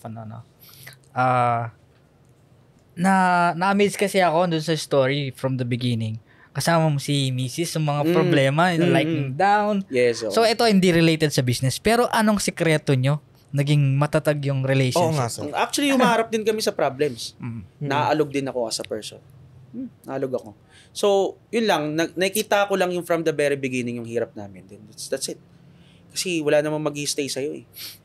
So, bankrupt ka, mag-stay pa ako sa'yo. Kung ako babae, alis na ako ha. Oo naman, sir. Wala kang pera eh. Buisit ka. Alis na ako. Agree. Di ba may ganun? Pero, syempre, kung sino yung nandyan sa tabi mo, yun yun. Doon mo Wala mas ka na-appreciate si Oo. wife, sir, na Oo. meron or wala. Yes, so, walang ganun eh, nag-i-stay. Especially right now, with the generation right now, pag may problema, Kalasagad. kasagad. Hindi ganun ka-strength, hindi ganun ka-tibay. So, syempre, like sabi ko kasi, yung tao tayo, naaalog tayo. Naaalog. Pero Siyempre, sa si wife, sir, paano mo siya na-encourage or natulungan from, syempre sa ABS-CBN siya, employee siya doon, tapos Yeah. nag-BA siya doon, tapos magmamanage siya ng isang company. Paano? pinagsabihan ko na siya. Umiyak na ako eh. Umiyak ako. Kasi kumakain kami, di ko siya kinakausap eh. Okay. Kumakain kami, okay ka lang ba? Tanong mo, alam mo yung sagot. Siyempre, hindi. Anong kailangan mo? Sabi ko, kailangan na kita doon sa opisina. Okay. Kailangan na kita doon. Doon, yun yung turning point. Nag-BA na siya, resign siya sa BA. Resign siya. Sa umpisa ba, nahirapan siya? Oo, kasi hindi niya alam kung anong treatment na magagawin namin. Miski ako eh. Kasi sabi ko kasi niya, boss ako dati, hindi ako leader. Boss ako. Because of the vision na gusto kong mangyari, nagiging boss ako doon. So, hindi rin niya, nagkakaroon kami ng problema sa opisina. Nagsisigawan nga kami niyan eh. Nagsisigawan kami. Yun ang reality, baka sabihin ninyo, pinipeke, mumurahan kami niyan, no? Oo, kahit yung tatay ko, mumurahan kami niyan sa opisina. Pero doon nga along the way, diba may kita mo ano yung role nila to you. Kasi nandyan nga sila para pagaanin yung buhay mo eh. Bakit ka pa may stress? Diba? Totoo yun. Hindi ako nakikinig eh. So, minsan daw di siya nakikinig sa tao. Oo, hindi ako nakikinig sa tao. Hindi ka pa Kasi, nakikinig, sir eh. kasi nga, we have the ano na, parang ito kasi Focus sa ako. goal. Ganun eh. Yeah. Meron siyang alpha mode na. Oo, alpha mode na hindi. Dapat ito. Lalaki dapat ako, may nung- pride, may ego, lalaki. Yes, Naintindihan naman pero natin. but along the way, doon ko nakita na mas magaan pala yung trabaho. Tingnan, hindi nakakapag ano-ano ko ng kung ano-anong gagagawa ko kasi naayos eh. Naayos siya. So, pero minsan hindi din. Mahirap din talaga. Sabi ko nga sa inyo, as a businessman, ganun-ganon din yan. Wave-wave ang buhay eh. So, you have to adjust. You have to adjust doon sa mga situation na dumadating sa inyo. Yun. Yun. Ganda. And ngayon, right now, kasi kanina nabanggit mo si Vanguard nag-start sa 15 square meter. Ngayon, ano na yung current state ni Vanguard? May opisina na ba? Ganda ng opisina namin. Talaga? From walang parking, ang laki ng parking ko ngayon. Yes, mga client namin, di ba? Nahihirapan sila sa parking eh. Mga client namin, balik na kayo, ang laki na ng parking namin. Blessing yon, and hindi ko alam kung paano ko nagawa yun. It's all in God. Talagang binless niya ako ng ganun with the right people around me. And also yun, the vision. Alam mo, pangarap ko nga lang yun. Sabi ko, sana, no? Sabi ko sa first employee ko, ganito, sana magka-coach tayo soon, no? Company car? Actually, hindi siya company car. Naging person. Siya, may kotse na yun eh. Oh. Yung first employee ko, may kotse na yun. Lupit kulit nun eh. Lupit nun dahil pera Pwede nun naman, eh. sir. Sabi ko, yun lang ang pangarap ko. Sabi ko, kasi naka PCX nga lang motor ko nun eh. Nandun na sa driver ko. Nandun na sa rider ko. Sa kanya, si Carlos. Nasa kanya na yung PCX ko ngayon eh. Tapos sabi ko, sana magka-coach ka tayo, no? Kasi benta tayo ng sakyan, nakamotor ako. Nahiya ako nun sa kliyente. Nagka-coach kami. Talagang, hindi lang isa. The blessing. Hindi naman natin alam kung kailan darating. Yun, sir. May 15 square meter. Naging 100 square Wow. meters. Ilang employee na from 5 employee lang simula. Tatlo. Tatlong employee Tatlo. ngayon sir, ilan na employee niyo? 40 plus na. Magpa-40 nga eh. Wow. 40. May paparating ako ng 3 eh. In the span of ilang, Magti 3 years on June. Wow. Anniversary namin. Kaya saktong-sakto yung podcast. Yun. Kailan? June 25, anniversary din namin ng wife ko yun. Sabay yun. Wow. Sabay. Okay. Tapos sila nakasya sa parking. Sakyan. Dami na. Dami, oo. Laki ng parking doon sa Lagro. Laki ng building. Sa Lagro, okay. Building talaga siya, as in building. Ito ay owned na ni Hindi pa. Renting, pero Alice. pero meron akong target na property na at least 800 square meters yun in-offer sa akin. Pero I'm looking forward din binibisuan. Actually, pag nakabisita kayo sa office, meron akong picture doon ng malaking picture. Malaki siya. Na nandun sa showroom na yun yung gusto kong maging itsura ng opisina. And Okay. maraming kinikilabutan pag pumupunta doon. Sabi niya, boss, parang feeling ko magkakatotoo yan. Sabi ko, hindi ko alam kung kailan, pero feeling ko mag-oging ako. Pinadesign mo yun? Ang galing, no? Mayroon talaga. Plano pa lang. Oo. Plano pala. May kita nyo. I will send you the photo. Oo. Ang galing nun. Ipa-flash natin Flash dito. natin, sir. Oo, Picture flash mo, sir. natin. Tapos ipa-flash natin. Send ko sa inyo. Tapos yung parking, yung parking, yung siguro kung may interior kayo. yung Actually, 40 wala pa interior, pero I'm looking forward to it. Yeah, na yung magkaroon. 40 employees, pakita Yes, lahat natin. nandun. Oo. Yung 40 employees ngayon nandun sa opisina. Tapos, yun nga, planning to get yung another office doon kasi hindi na magkakasya. Sales room and also baka maging namin, magkakaroon kami ng training center ni Vanguard. Oh. So yun yung target namin, yun na visualize ko Expanding natin. talaga, Expanding na. na. Actually, hindi na visualize, target na siya. Kasi yun On na the yung making na. on the making na talaga siya dapat. Ganun siya. So, will be this year. Now na nandito ka na sa point na to, sir. Kung magkakaroon ka ng chance na kausapin mo yung batang JD, ano yung gusto mong sabihin sa kanya? Congrats. Yun lang, congrats. Kasi all of the pains, naiyak ko bigla. Di actually hirap din. Hirap. Challenge. Hirap, grabe. Isipin mo, nantitiwala sa akin eh. Diba? Tapos biglang, yan ka na. Diba? Isang atletang maitim, maitim, payat. na walang Tapos, pleasing personality. Walang pleasing personality, walang pera. Tapos biglang Talagang broke talaga. tinatawanan ako noon. Namin natatawa sa akin. Tinatawanan ako. As in, kilala ko yung mga, at until now, yung mga tao na yun. Sila na rin nagtatanong, paano ko nagawa? So always been the answer ko, hindi ako yan. Also, always lagi si God. Siya lagi talaga, siya ang reason, hindi ako. Hirap eh. Sino mong kakala nun na sobrang down na down kami? Biglang ilang years, bigla ka may business, biglang meron ako ng mga pangarap ko, biglang meron akong 40 people Naisip mo ba yung maliit na JD ba, sir? Naisip, na vision mo ba yun na magiging ganyan ka? Actually, yung pangarap is pangarap eh. Simulang bata ka pa lang, alam mo naman eh. Mangangarap ka na eh. Diba? So, alam mo na in the end of the day. Pero hindi mo lang alam kung kailan. Pero hindi pa pwedeng mangarap ka lang. Correct. Trabahuin mo yung pangarap mo, syempre. Diba, mamaya, pangarap ka ng pangarap sa ganyan ka lang. Walang mangyayari dun sa pangarap mo. Tinrabaho din yun. There's no secret recipe sa buhay. Just work hard, pray. Do you believe in luck? Walang swerte. I believe in God. Siya talaga. Siya ang reason. Lahat na nangyari sa amin, siya ang reason. Kasi He will place you sa mga tamang tao. Makikita mo, maraming manggagago sa'yo dyan. Aalisin niya yung mga yun para makita mo. Gagamit siya ng mga right people sa'yo. Ilalagay ka niya sa places kung saan yung mga very uncomfortable places na akala mo, bakit mo ko nilalagay dito? Kala ko ba love mo? Pero hindi pala ganun. Yun yung tulong sa'yo and yun yung learning sa'yo para makamove forward ka. And nire-redirect lang tayo. Yung pala, redirecting, the right term. Yun siya. Kasi pag naniwala ako sa luck, para kung tumataya sa loto na ang chances is 0.10%. Correct. Diba? There's no luck eh. It's all about praying and work hard. Yun lang. Yeah. So, Agree. Follow-up question lang, sir. Since syempre, nabanggit mo kanina, sir, sa mga previous story mo. Kumusta, sir, yung relationship mo naman ngayon with your dad? Kasi, di ba, nung bata nga, si batang JD nga, hindi nga okay yung yes. yung relationship. Ngayon, sir, na nakatapak ka dyan sa Kahit pa paano meron. Kahit pa paano meron. Hindi naman sigurado. Tayo, hindi naman natin naabot na milyonaryo tayo. Kahit pa paano meron. Yes. Kumusta, sir, ang relationship niyo with your dad? Mas okay talaga ngayon. Kasi, sabi nga nila, there are 3 stages ang may encounter mo. Yung una, parang pinapatronize mo yung father mo. Pangalawa, parang inaano mo siya, against ka na sa kanya. Pangatlo, parang may empathy ka na sa kanya. Yun na yung time na dumadating na ako na you are now realizing all of the lessons niya from the point na binubuhusan pa akong tatay ko ng tubig kapag tanghali ako, matulog. Hindi pala, it's all about preparing pala yun. So, hindi siya, hardship siya for me. Pero in preparation pala yun for me to have a better life. Kasi tatay ako ng lalaki din yung anak ko eh. So, yun pala yun. In preparation of that, you have to be a man, sabi nga.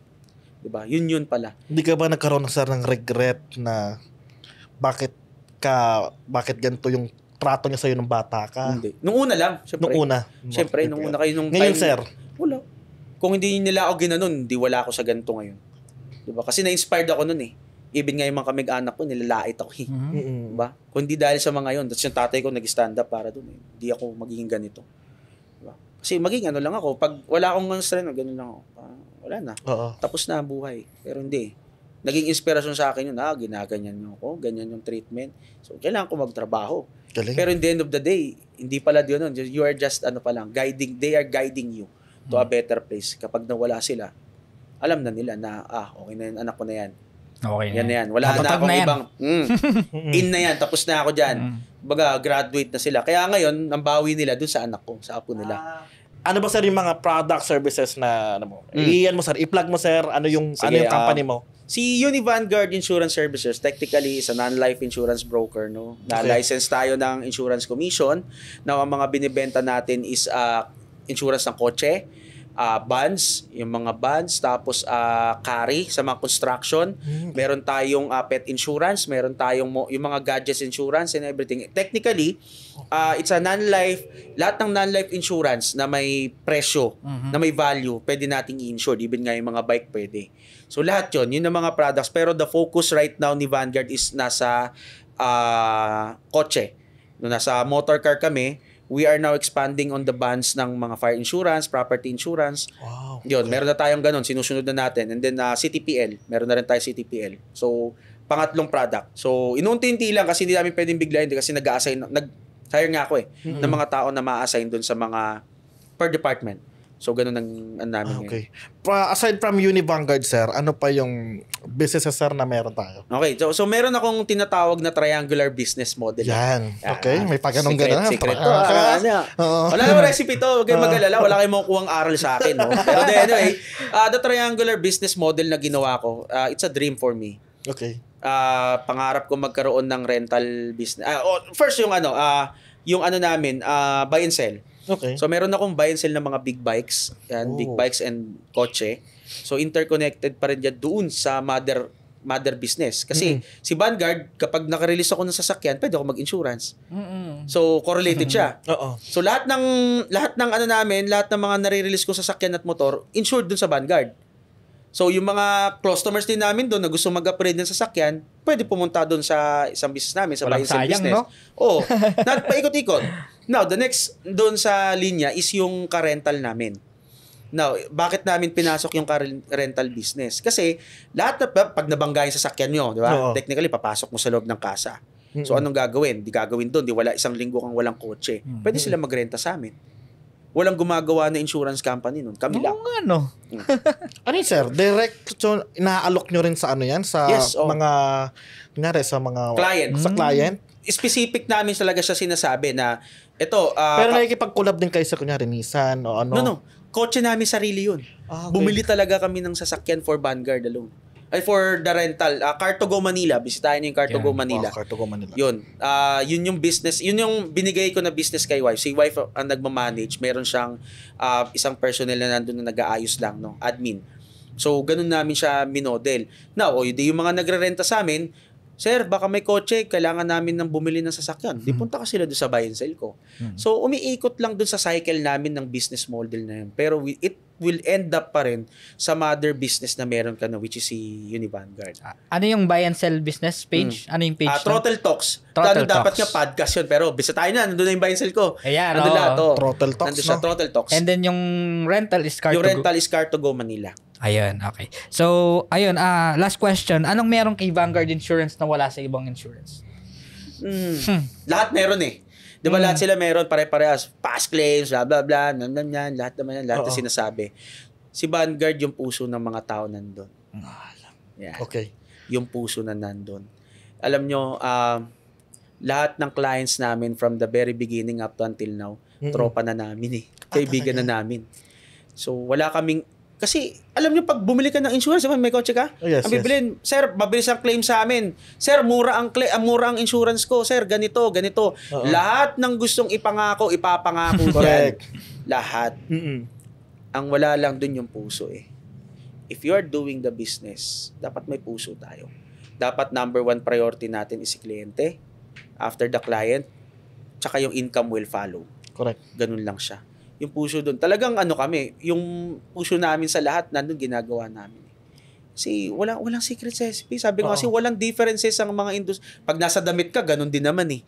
Pare-parehas. Yung supplier ng Lacoste, the same supplier ng Penguin, pag nakita nyo, inaaral ko ang damit, sir. Das, damit ka da. Yes. And inaaral ko yung damit. Kaya nga napabili ako ng ganitong damit kasi pare the same product with the Lacoste and ano lang. Same, pares yung texture Same eh. lang. So anong difference? 'Di ba sila nga brand name eh. So sa insurance industry, walang sikreto, same pare-pares lang kami ng supplier eh. Isa lang kami ng supplier. Yung puso kung paano mo asikasuhin yung mga tao. Kliyente na, sir. Diba? Pag nag-commit kami 24/7, committed to 24/7. Kahit tulog natutulog ka, sir. kami. Wala eh. Nagbago na buhay namin doon eh. Kaya nga minsan yung stress level namin nagbo-boil eh. Kasi yung commitment namin, kailangan pa rin namin gawin yung commitment kahit hindi na namin gusto minsan. Kasi madaling araw, biglang tatawag, pero wala eh. Commitment is commitment. Kaya nga puso yung papatakbuhin mo dun sa negosyo mo eh. Correct. Parang mas Ganun siya. sir, priority mo, sir, yung human relationship. Yes. Human relationship. Naniniwala ka, sir, na ang pagkakaroon ng mabuting, alam mo yung samahan with the client at ikaw, yung kita sa susunod na lang eh. Income will follow. Oo. In every aspect ng buhay. Pag gusto mo sa negosyo, sa trabaho, focus on be the best doon sa ginagawa nyo. Be the best. Then, your income will always follow. Kahit nga, di ba, sinasabi nila, yung Lala Move, ganyan. Pag sobrang galing ka, master mo yung lahat ng lugar eh. Lahat ng location, ang dali mong tumravel from one point to another. Eh. Di marami kang booking. Ganun yun. Di ba? Kahit nga, di ba, sinasabi, ang hirap eh. Kasi pag janitor, babat daw, hindi ako din naniwala. Ang galing ng mga janitor. Isipin mo paano mo lilinisin yung buong building namin. Dalawa nga lang yung janitor na, pero linis ang building namin, ang bango. Di ba, sabi ko, paano nila ginagawa yun? Master nila, mahal nila yung ginagawa nila. That's how. Agree. Di ba? Pero, pag nakikita sila, na-appreciate sila ng tao. Sabi ko, bango naman ng CR natin dito. Bango eh. Kahit ikaw, sir, mayari na na-appreciate na, sir, Di ba, no? kasi sabi ko, galing naman ito. Yung mga sa building namin, yung inupahan namin, ang galing ng mga janitor doon. Sipin mo, paano nila nagagawa yun? Mahal nila yung ginagawa nila eh. Di ba? Then yung income, sumusunod na lang. May mga bonuses daw sila. Ganun yun. Pag talagang, alam mo yun, trinato mo sila or naibigay mo yung para sa kanila talaga. Yes. Yung tao kahit hindi mo utusan, Gagawin nila. gagawin nila yung Gagawin trabaho. Naniniwala ka sa Kahit ikaw din naman eh. Kahit Yes. tayo ng negosyante. Mm-mm. Di ba? Kung anong gusto natin, pangarap natin, pag natutupad, mas nakakagigil eh. Oo naman, sir. Pero syempre, ingat ka din. Kailangan careful ka sa lahat ng ganun. Yes. Ganun siya. Last question para sa akin. Yun. Okay. Last. Yeah. Sir, sa mga negosyante, bagong magtatayo ng negosyo, sir, ano yung pinaka maipapayo mo sa kanila? Maghanap kayo ng tamang mentor. Maraming kupal na mentor dyan. Okay. Hanap kayo ng tunay na mentor. Yung totoong kapag ang gusto niya is mag-grow kayo. Yung mag-grow kayo. There are a lot of mentors dyan. Ang hirap. Ganun kahalaga, sir, ang mentor Ganun mahalaga pa. yun. Kasi kung totoong tao yun, masaya siya kung saan ka pupunta. Tama. Masaya siya kung saan ka tatawid. Mm-mm. Papalakpak yan sa'yo. Correct. Papalakpak yan. Tama. Hindi yung papabalikin ka sa kanya. Oo. Walang ganun. Hino-hold back ka. Walang ganun. Dapat umanap kayo ng tamang tao sa paligid niyo. Correct. The right mentor will lead you kung saan yung tama. Correct. Yun, pinakamahalaga. Pag nag-start kayo mag-business, hanap muna kayo ng mentor. Kasi diyan mapabago lahat eh. Sabi ko nga kanina, di ba, din-discuss ko, every aspect. Meron ka. Lahat dapat meron. Kumpleto ka na. And prepare ka. Prepare ka dapat. Prepare ka ma-torture yung utak ninyo. Sigurado yan. Wag niyong ipatronize yung mga businessman na, yun, daming kotse, huwag kayong ganon. Hindi ganon ang business. Ang business is full hard work. Tsaka ikaw, sir, nakikita ko sa iyo, sir, kahit magaling ka magsalita, since salesperson ka nga, magaling ka magsalita, sir. Marunong ka makinig, sir, no? Sa mas marunong sa'yo. Siyempre, pakalaga yun. Dami ko ng pagkakamali, di pa ako makinig. Sa magulang ko lang, kung nakinig ako nun, di okay ako. Di ako na-provoda. Pero it's hindi mo alam yung destiny mo. Hindi mo alam yung destiny mo. Ganun kahalaga sa'yo, sir, ang pakikinig. Yes, listening. Yung napakahalaga niyan. Kahit anong salita mo sa pagbebenta, ito produkto ko, ito ganito agad na produkto ko, pero hindi mo natutukoy kung ano talaga yung problema ng tao. You're finding a businessman, di ba? Anong negosyante is looking doon sa mga problems to solve. Not yung resolve na tapos ano. Kasi doon mo makikita yung opportunity. Kaya mahalin nyo yung problema. Yun totoo. Mahalin nyo yung stress, mahalin nyo yung problema. Bakit? Kasi diyan ka matututo along the way. Pero huwag mo mahalin na yung malungkot ka na. Hindi gano'n. Harapin mo. Harapin mo. Hindi to lugar, sir, na mahihina. Hindi. Ang hirap nitong gagawin mo. Tsaka walang atrasan to. Mamaya malugi ka dito, ma-depress ka na, hindi pwede. Diba? Malugi ka, ma-depress ka na, hindi. 'Di ba? Dito kung paano ka babangon. Tama. Diba? Paano ka babangon? Tama. I agree. So, jump pack yung episode natin. Jump pack, no? Galing. Medyo na ano pa ako. Ang hirap bumitaw sa kwento eh. Oo nga eh. Ayun guys, narinig natin yung negosyante life story ni Sir JD.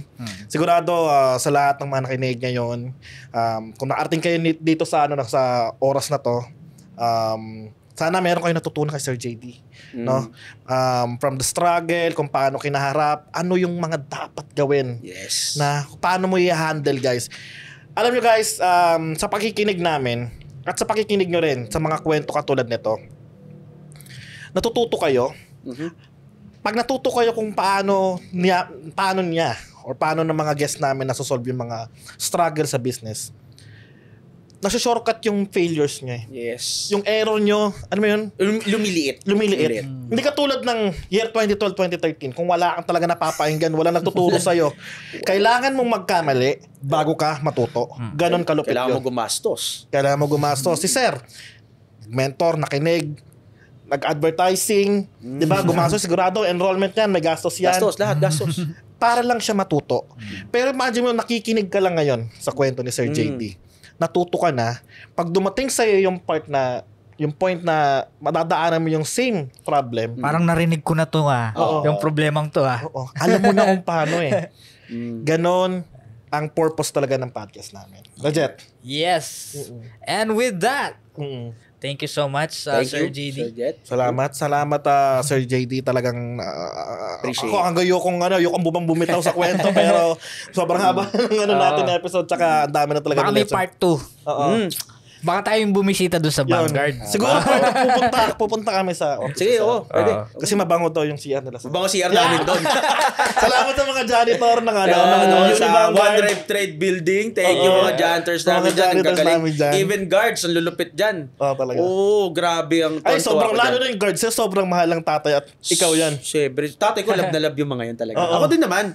Kasi pag kape-kape nga kami doon. Pero napakagaling. Alam niyo yung trabaho talaga pag mahal mo, ibre. Yeah. Tingnan mo. 'Di ba yung iba natatawa, security guard lang papa mo, ano? Hotdog ba kayo? Yun nga yung security guard namin doon, talagang ang galing eh. Hindi ko ma-express yung feeling ko paano ko sasabihin yung galing nila pati yung janitor. Kasi CR nga mabango eh. Kasi ang dumi ng CR namin sa dating lumang building namin eh.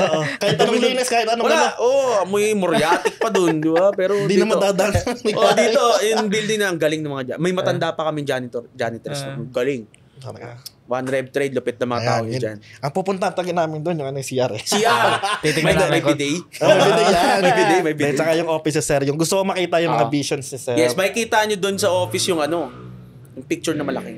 Yan. Kita nyo. Excited ako. Excited ako. So, yun guys, muli natin pasalamatan ang Uni Vanguard Insurance and kay Sir JD sa pagpapa-unlock from Quezon City to Pampanga guys, bumisita siya.